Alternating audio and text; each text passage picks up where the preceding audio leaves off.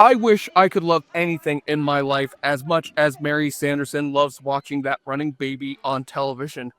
Jizzy Shade here for Awfully Good Movies on behalf of the JoBlo YouTube network. And you would never know it nowadays from how Disney hustles Hocus Pocus merchandise every Halloween, but this now beloved kids classic was initially a stone cold flop upon its release, disliked by critics and barely seen by audiences after the studio bafflingly released it during the summer of 1993. Yet still, in the decade since, the Sanderson sisters have gained such a cult following that in 2022 we got the sequel that no one was particularly asking for on Disney Plus with the reunited witches in Hocus Pocus 2, a film that no one remembers quite as well as the original, and yet which went up for 3 Emmy nominations, including Best TV Movie, which is just as many nominations as It's Always Sunny in Philadelphia has gotten over the past 20 years. Bullshit!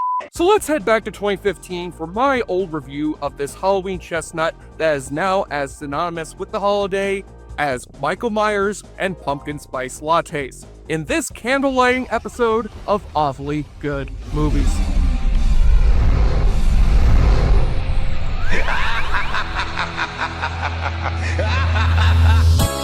A chill is in the air. Skeletons adorn the lawns in your neighborhoods. Ghosts haunt your doorstep for fun-sized candies. Yes, my friends, Halloween is here once more. It's a time when great pumpkins rise from the ground, a time when nurses become slutty, and a time when the movie studios are releasing horror-themed movies to cash in on the holiday. But no matter what new movies you've got coming out this Halloween, nothing can beat the perennial charm of the Disney cult classic Hocus Pocus. It's hard to think that back in 1993, this flick was drubbed over by critics and got so little faith from the heads at Disney that they released this Halloween movie in July. Yes, because not releasing a holiday movie on the actual holiday would work so well for reindeer games.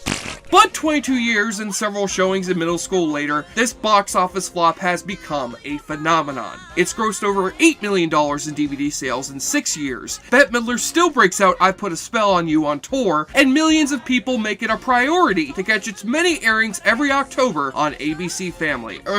Freeform. Oh wait, I'm never gonna call it that! So seeing as critics hated it so much back then, and people love it so much right now, who's got the right opinion on this flick? Well, let me give you my opinion. But I tell you this much, when it comes to comedies about witches, it'll be hard to be funnier than The Crucible. And now she'll stab me with a scream, but she is a whore!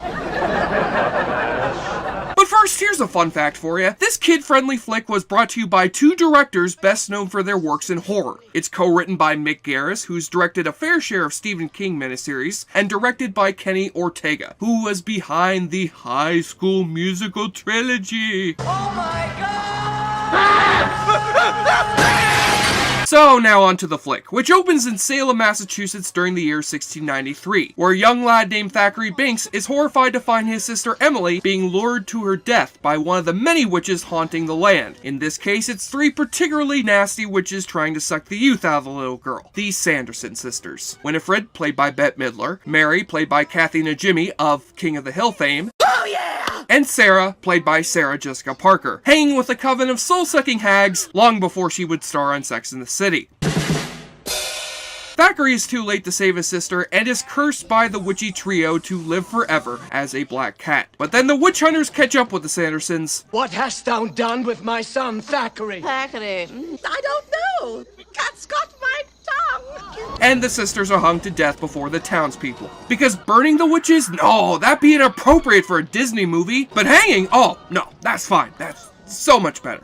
Then we cut to a classroom in Salem 300 years later, where a teacher regales her classroom with the tale of the Sandersons on Halloween. One of these students being Max Dennison, who has just moved to Salem all the way from LA and just can't fit into his new surroundings. He gets rejected by the hot girl in school, he gets his shoes stolen by some obnoxious bullies, and is forced by his parents to go trick-or-treating with his little sister Danny, played by a young Thora Birch. The two eventually meet up with Allison, the aforementioned hot girl, and decide to go snooping around the old Sanderson place, where legend has it that if a virgin lights a black candle, it will bring the sisters back to life. Oh, come on. It's just a bunch of hocus pocus. He said it! He said it! But sure enough, Max gives it a try, and sure enough, the Sanderson sisters return from the dead. However, unless the sisters suck the youth from another child, they'll end up dying all over again at the end of All Hallows Eve. And the kids have stolen their precious spellbook with the help of the still alive Thackeray Binks, who despite being a cat is not voiced by the actor whose last name is actually Katz, and that is bullshit!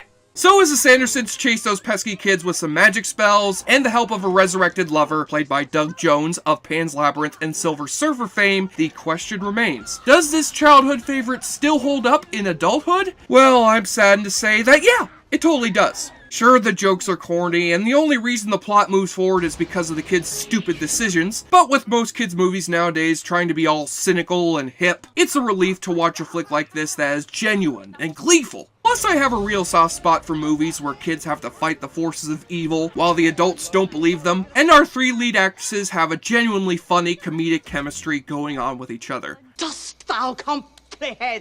Well, you explained it beautifully, Winnie. The way you sort of started out with the adventure part, and then you sort of slowly... Explain what? They're like the Three Stooges, but vaginas. And trust me, I'm not being blinded by nostalgia here. I can freely admit when a movie I loved as a kid is terrible in retrospect. This movie, however, remains a high-spirited and cheesy delight that I'll continue to make a Halloween tradition for years to come. And I hope that you out there who haven't will make it one of yours. After you're done watching The Crucible, of course. Kingdom, the power and the glory, forever and ever. No witch's brew can possibly be as strong as the several glasses of liquor you'll drink while playing the awfully good drinking game. Take a shot or drink every time Winnie cries out for her sisters! Sisters! Quick, Winnie, what's your favorite Brian De Palma movie? Sisters! What's your favorite song from White Christmas? Sisters! What's your favorite WB sitcom? Sisters! Winnie unleashes her Emperor Palpatine powers.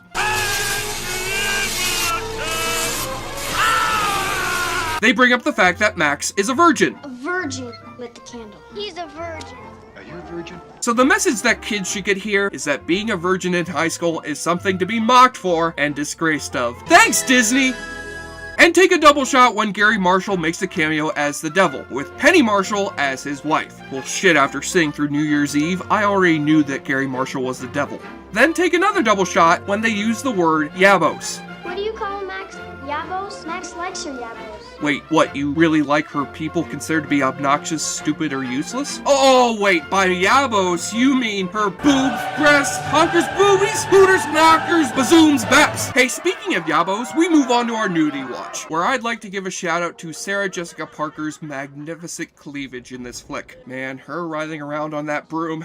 Whew, this scene was very formative to me in my younger years. Too bad Sarah Jessica Parker decided to go down the whole looking like a horse route. Do I really have a face like a horse? I'm afraid so, Sarah. And your neck cords are fucking terrifying. On the enjoyableness continuum scale from Boulder Bruce, Hocus Pocus still manages to cast a spell, and receives a fun-sized 8 out of 10. This movie is more treat than trick, though it's not the movie Trick or Treat. But that movie's awesome too. I'm Jesse Shea for JoBlo.com, and stay tuned for the second part of the awfully good Halloween extravaganza. Will Jesse be able to defuse the bomb in time? Will Sarah Jessica Parker's neck cords protrude out of her skin? Will this bitch ever get off this fucking train track? All will be revealed 2 weeks from now. Same awfully good time, same JoBlo channel. JoBlo, he sure likes to drink a lot. JoBlo watches movies like the hero. Thank you for clicking on our video, everybody. If you like what you saw here, please make sure you like the video and subscribe and share with your friends who like this sort of content. JoBlo was created by movie fans for movie fans, and we appreciate your support.